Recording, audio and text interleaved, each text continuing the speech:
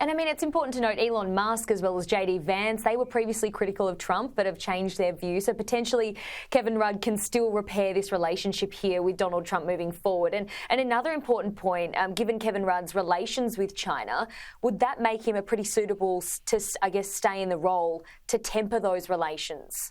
Well, certainly Kevin Rudd has deep relationships both in the States and in other countries as well. He's a good diplomat, and that has been demonstrated in the past.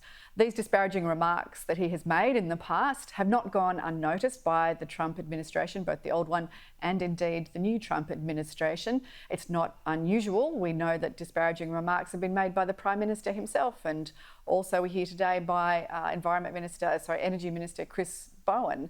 I would imagine that these are issues of judgment that Anthony Albanese, as Prime Minister, will have to now exercise as to whether Kevin Rudd is the right person to continue on in that role, who can enhance our relationship, not just maintain the ties that we have, but improve and deepen those economic ties as well as strategic ties with the US, which are going to be so important for Australia's national interest.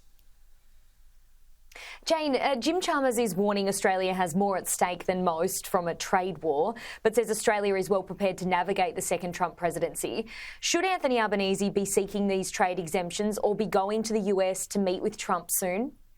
Well, certainly under a coalition government, that was exactly what happened. Under the previous coalition government and a new Trump administration, there were tariffs put on specific metals, and coalition forces went out, spoke to Trump directly and secured an exemption for Australia from those tariffs. We would hope that the Albanese government will be doing similar in order to make sure that we have that special relationship that is maintained between Australia and the US. You know, it's a very deep and abiding relationship. It's started with ANZUS, it's been strengthened through AUKUS.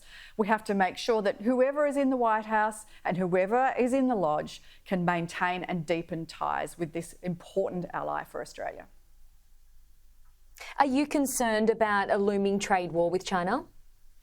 We would hope that wouldn't come to that we have a normalisation of relations with China, who again is also an important trade partner with Australia.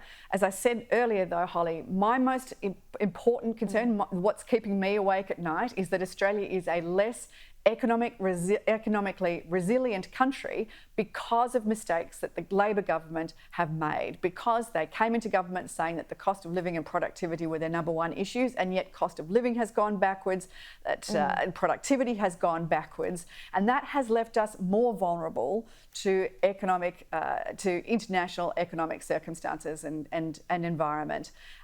Because we have failed to get inflation down, because we've failed to get interest rates down, and we're still seeing inflation not expected to get back to band now until the end of 2026 in a sustainable way, that should be our number one concern. This has been a failure of this government to focus on what's important, not just to our to ordinary Australians who are feeling it in their pocket, but also to our economic prosperity for the future in Australia.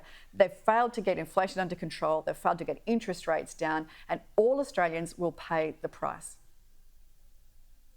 I mean, I was just going to ask you that about potentially a rate cut soon here. I mean, lots of people would be hoping for that because of lower inflation and the UK and US cutting rates just last week. Jane, we do have to wrap things up, but I want to get your thoughts on something. It's been revealed Anthony Albanese's public sector splurge has cost taxpayers an extra $5 billion.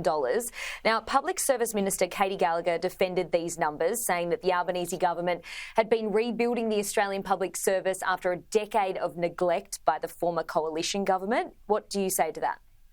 Big government isn't always better government, Holly, and what we've seen is an explosion in bureaucracy, particularly in Canberra, because of the Labor government, at an enormous cost to taxpayers, around $5 billion, according to these latest ABS figures. And yet at the same time that we've seen, according to the government's own budget figures, 36,000 new public servants come online in Canberra, we haven't seen an improvement to services. I don't think that there's many Australians out there that would believe that there are 36,000 1,000 public servants or $5 billion better off. In fact, wait times for things like getting the age pension have blown out to almost double the wait times that were under the coalition government. So big government isn't always better government, and I think it's up to the Albanese government to not just defend the numbers, but to defend the services that they're providing, which haven't improved.